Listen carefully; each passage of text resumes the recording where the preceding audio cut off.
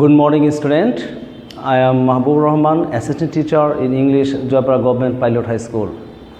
আজকে আমি তোমাদের দ্বিতীয় ক্লাসে যাচ্ছি, পঞ্চম শ্রেণীর স্টুডেন্ট। এর আগে আমি তোমাদেরকে যেই প্রশ্নগুলি দেখিয়েছিলাম, প্যাসেজগুলি আলোচনা করেছি, তারপর আমরা বলছি পরবর্তী ক্লাসে প্রশ্নগুলি কিভাবে আনসার দিতে হয় সেগুলি আমরা শিখাবো। তো আজকে আমরা এখানে দেখো, answer the following questions in a sentence or sentences. এখন আমরা এই অ্যান্সারগুলি কিভাবে বের করতে হয়, প্রশ্ন কিভাবে আসবে, এগুলি আমরা আজকে দেখব। এখন আমরা যদি এই স্ট্রাকচারগুলি না জানি তাহলে শুধু মুখস্থ করলে হবে না। মুখস্থ করতে গেলে আমাদের ভুল হবে, কারণ একটা সেন্টেন্স যদি ঘুরে আসে তাহলে আমি সেটার সঠিক আনসার খুঁজে পাবো না। তাহলে আমাদের করতে হবে কি, আমাদের স্ট্রাকচারগুলি আগে জানতে হবে। WH question, WH question. এখন আমরা WH কোশ্চেন কাকে বলে এগুলি আগে একটু ফলো করব। যে ওয়ার্ডের প্রথমে W এবং H থাকে, যে ওয়ার্ডের প্রথমে যে ওয়ার্ড এর প্রথমে W এবং H থাকে তাকে WH কোশ্চেন, তাকে WH কোশ্চেন বলে। তাহলে যে ওয়ার্ডের প্রথমে W এবং H থাকে তাকে WH কোশ্চেন বলে। এখন আমরা WH কোশ্চেন এটা ডেফিনেশনটা জানলাম। এখন কিভাবে থাকে দেখো, এখান থেকে আমরা হো, WH ও হো, প্রথমে কিন্তু W এবং H আছে। হো হোম, হো হোম হোস, হো হোম হোস, প্রত্যেকটির প্রথমে তোমরা একটু লক্ষ্য করো যে প্রথমে W এবং H আছে, W এবং H আছে, W এবং H আছে। তাহলে এভাবে এখন আমরা যে কটি WH কোশ্চেন আছে আমরা সবগুলি লিখব বোর্ডে।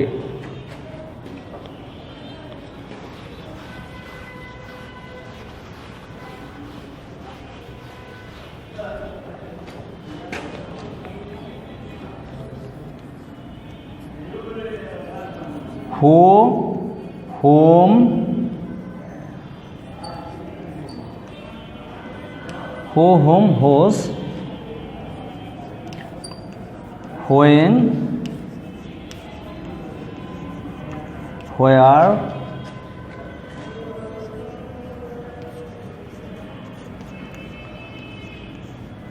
হোয়াট,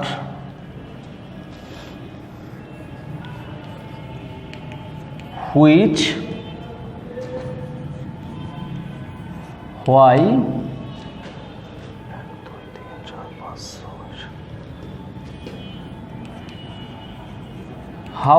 হাউ কেও WH কোশ্চেন হিসেবে ধরে নেওয়া হয়।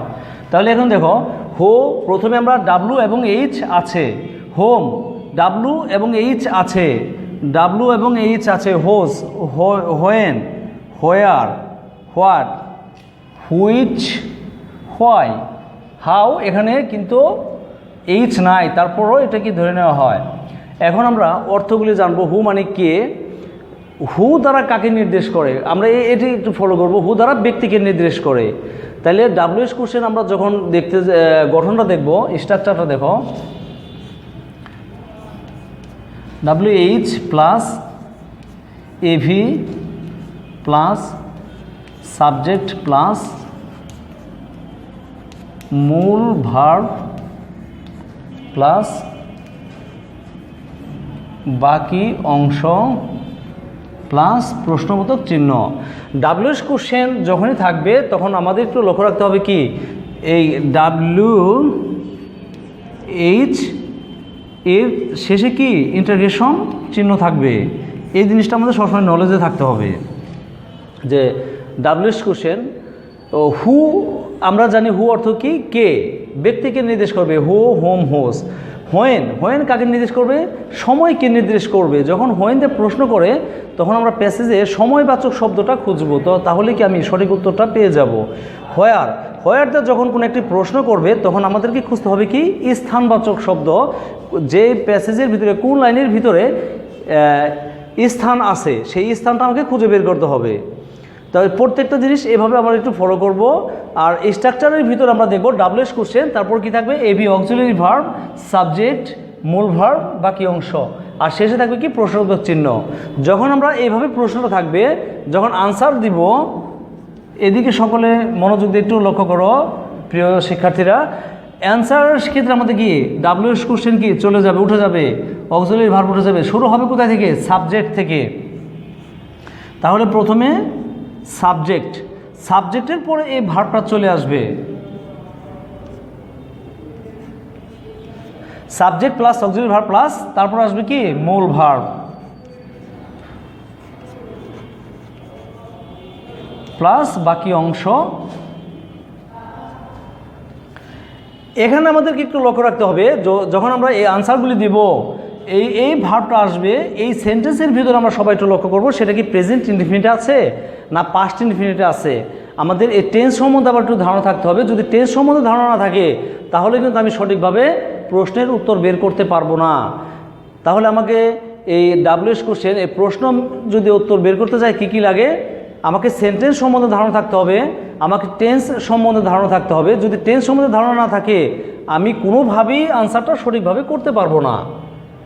কেননা এখন আছে প্রেজেন্ট টেন্সে, আমরা ভুলে কি করলাম পাস্ট টেন্সে করে ফেললাম, তাহলে সেটা কিন্তু সঠিক হলো না। আবার আছে পাস্ট টেন্সে, তুমি গতকালকে কোথায় গিয়েছিলে প্রশ্ন করছে, তুমি গতকালকে কেন স্কুলে আসোনি, তখন আমি যদি বলি গতকালকে আমি স্কুলে আসবো, তাহলে কিন্তু আনসারটা হবে না। তাহলে আমাকে টেন্স সম্বন্ধে একটু ধারণা থাকতে হবে, যে প্রেজেন্টে থাকলে প্রেজেন্ট ওইভাবেই উত্তর দিতে হবে, পাস্টে থাকলে পাস্ট, ফিউচার থাকলে ফিউচারের দিকে চলে যেতে হবে। তো এখন আমরা প্র্যাকটিস করব। প্র্যাকটিস করতে গেলে আমাদের মাথার ভিতরে এগুলি থাকতে হবে। আর আমরা সাধারণত জানি যে ইন্টারগেটিভ সেন্টেন্স একটা জেনারেল রোল, সবাই একটু লক্ষ্য রাখো, জেনারেল রোল আছে subject plus verb plus object, subject plus verb plus object. এখন একটা general rule subject plus verb plus object. যখন আমি ইন্টারগেটিভ করতে যাব তখন অটোমেটিক্যালি কি আসবে, আমার এই সাবজেক্টের আগে কি আসবে, অক্সিলারি ভার্ব চলে আসবে। এখন এই অক্সিলারি ভার্বটা যখনই আসবে তখনই লক্ষ্য রাখতে হবে সে কি প্রেজেন্টে আছে না পাস্টে আছে। যদি প্রেজেন্টে থাকে প্রেজেন্ট, পাস্ট থাকলে পাস্ট। তাহলে আমাদের যে প্যাসেজটি ছিল ফার্স্ট ক্লাসে নিয়েছিলাম সেটা কি সৈকত। তো এই সৈকত ফ্যামিলির প্যাসেজের ভিতরে আমরা সকলেই জানি যে Saikat lives in with his parents in Bogura. তাহলে আমরা সেই বগুড়ার যে প্যাসেজটা আমরা জানি, সৈকত বগুড়া তার বাবা মার সাথে থাকে। এখন যদি প্রশ্ন আসে সৈকত কোথায় থাকে, সৈকত কোথায় বাস করে, সৈকত কোথায় বাস করে, তাহলে আমরা উত্তরটা কি পেয়ে যাব, সৈকত কোথায়, বগুড়া। তাই এখন প্রশ্ন কি আসবে, কোথায়। আমরা ডাব্লিউএস কোশ্চেনে শিখেছি হোয়ার দিয়ে যখন প্রশ্ন করবে, হোয়ার দিয়ে প্রশ্ন করলে আমরা সবসময় কি করব, স্থান, স্থানকে নির্দেশ করছে, কোন স্থানে সে থাকে। তাহলে আমরা হোয়ারতে যখনই প্রশ্ন করব তখন স্থানবাচক শব্দটা আমরা খুঁজবো কোথায়। প্যাসেজ থেকে আমরা দেখবো সৈকত তাহলে কোথায় থাকে, সৈকত বগুড়া থাকে। এখন যদি বলা হয় সৈকত কার সাথে থাকে, তখন আমাদের কি হবে, উত্তরটা হবে কি সৈকত কার সাথে থাকে, তার বাবা মার সাথে থাকে। তাহলে আবার আমার বাবা মার দিকে যেতে হবে, তাহলে কার সাথে। তাহলে আমাদের এখানে আজকে প্রশ্নগুলি আমরা দেখব, where and whom does Saikat Islam lives with, কোথায় এবং কার সাথে সৈকত বসবাস করে। What does Rashidul Islam do in his free time, Rashidul Islam তার অবসর সময়ে কি কাজ করেন। তাহলে আমি প্রশ্নগুলি তুলতেছি, তোমরা সকলেই খাতা কলম দিয়ে রেডি হও, প্রশ্নগুলি উঠাবে এবং বাসায় সকলে প্র্যাকটিস করবে। এখানে সকলে লক্ষ্য করো যে আমরা এখানে দুটি মাত্র প্রশ্ন উঠেছি, হোয়ার and whom does Saikat Islam live with. তাহলে সৈকত কোথায়, কার সাথে বাস করে। আমরা প্রশ্নে কিন্তু বলেছিলাম সৈকত তার বাবা মার সাথে থাকেন একটি ফ্ল্যাটে বগুড়ায়, এটি আমরা প্যাসেজে অলরেডি আলোচনা করেছি। এখন আমরা প্রশ্ন যখনই বের করব তখন আমাদের প্রথমে ফলো করতে হবে কোথায়, হোয়ার দ্বারা প্রশ্ন করছে। তাহলে আমরা প্রথমেই বলেছিলাম যে হোয়ার দ্বারা যখন প্রশ্ন করব তখন কাকে মিন করবে? তখন মিন করবে স্থানকে। তাহলে আমরা এখানে উত্তরে আসছে সৈকত ইসলাম লিভস, সৈকত বাস করে। এখানে দেখো ডাস দেওয়া আছে, ডাস। আমরা আরেকটি কথা বলেছি যে টেন্স সম্বন্ধে ধারণা থাকতে হবে। তাহলে এখানে যেহেতু ডাস আছে, আমরা সবাই জানি প্রেজেন্ট ইনডিফিনিট টেন্সে সাবজেক্ট থার্ড পারসন হলে ভার্বের সাথে এস বা ইএস যোগ হয়। তাহলে Saikat third person, Saikat third person এখানে কী হয়েছে? লিভ, লিভের সাথে একটা এস যোগ হয়েছে। তাহলে সৈকত লিভস উইথ হিজ প্যারেন্টস। আমাদের এখানে দেখো আরেকটি আছে হোম, হোম দ্বারা কি? একটি হচ্ছে স্থান, আরেকটি হচ্ছে কি ব্যক্তি। দুটি জিনিস একসাথে বোঝানো হয়েছে। সে কোথায় এবং কার সাথে থাকে, কার সাথে, ব্যক্তিকে বোঝানো হয়েছে। তাহলে দেখো এখানে Saikat Islam lives with his parents, with সে সাথে থাকে কার? এই যে হিজ তার, এই যে প্যারেন্টস, প্যারেন্টস তার মাতা পিতার সাথে থাকে। In a flat in Bogura, in a flat in Bogura, সে বগুড়া একটি ফ্ল্যাটে তার মা বাবার সাথে থাকেন। তাহলে প্রশ্ন আসলো, এখন যদি তোমরা সরাসরি মুখস্থ করো where and whom does Saikat Islam lives with, Saikat কোথায় কার সাথে বসবাস করে, তুমি সরাসরি এটা উত্তর দিতে পারলে। কিন্তু যদি প্রশ্ন একটু ঘুরে যায়, যদি শুধু এখন তুমি প্রশ্ন এখান থেকে এভাবেই মুখস্থ করেছো মনে করো, কিন্তু হোম নাই, লেখা আছে শুধু where does Saikat Islam live with, Saikat Islam lives, সে কোথায় বাস করে। শুধু প্রশ্নে আসলো সৈকত কোথায় বাস করে। এখন তুমি যদি প্রশ্নের উত্তর দাও সৈকত তার বাবা মার সাথে একটি ফ্ল্যাটে বগুড়ায় বাস করে, তাহলে কিন্তু আনসারটা কারেক্ট হলো না।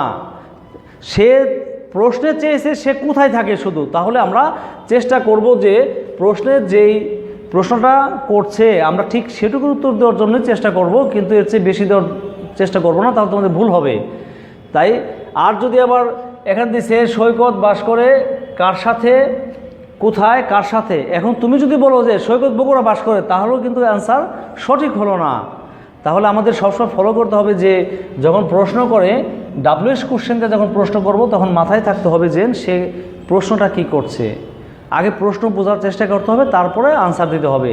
আগে প্রথমেই তুমি যদি একটি লাইন একবার পড়লে পড়া শেষ, অর্থ বুঝলে না, কিন্তু সঙ্গে সঙ্গে উত্তর দিয়ে দিলে তখন ভুল হয়ে যাবে, হওয়ার সম্ভাবনাটাই বেশি।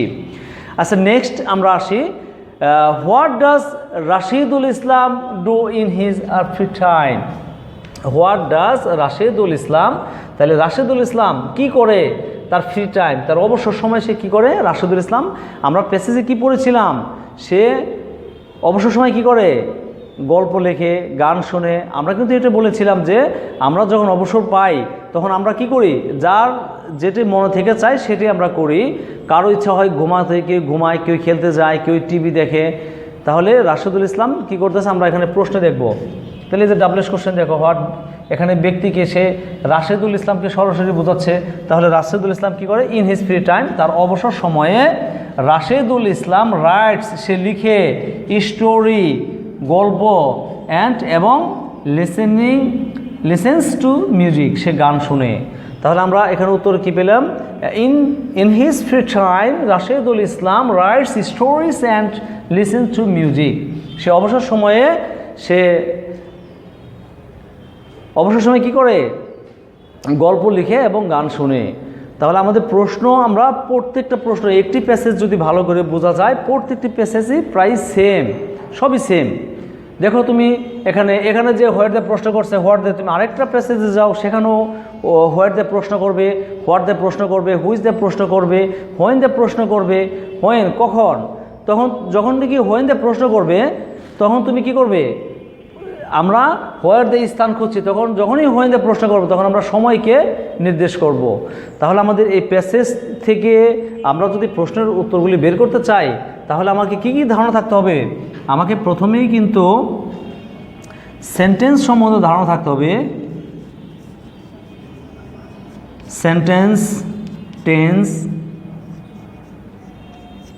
Parts of speech, parts of আমাদের যদি আমার সেন্টেন্স সম্বন্ধে ধারণা থাকে আমি সঠিক আনসার দিতে পারবো না, টেন্স সম্বন্ধে ধারণা থাকে আমি পারবো না, পার্টস অফ স্পিচ সম্বন্ধে ধারণা নাই তাও আমি পারবো না, আমার যদি WH কোশ্চেন সম্বন্ধে ধারণা নাই তাহলে সেটাও পারবো না। তো প্রিয় শিক্ষার্থী, তোমরা আজকে সকলেই এগুলি একটু বাসায় প্র্যাকটিস করবে, যে sentence, tense, parts of speech, WH question একটু প্র্যাকটিস করার পরে আমরা নেক্সট ক্লাসে যতগুলি প্রশ্ন আছে 10টি প্রশ্ন সলভ করব, এবং 10টি প্রশ্ন, প্রত্যেকটা প্রশ্ন এক একটি প্রশ্ন একাধিকভাবে করা যায় সেটা আমরা নেক্সট ক্লাসে দেখাবো। তাই থ্যাংক ইউ ভেরি মাচ, আজকে এখানেই শেষ করলাম।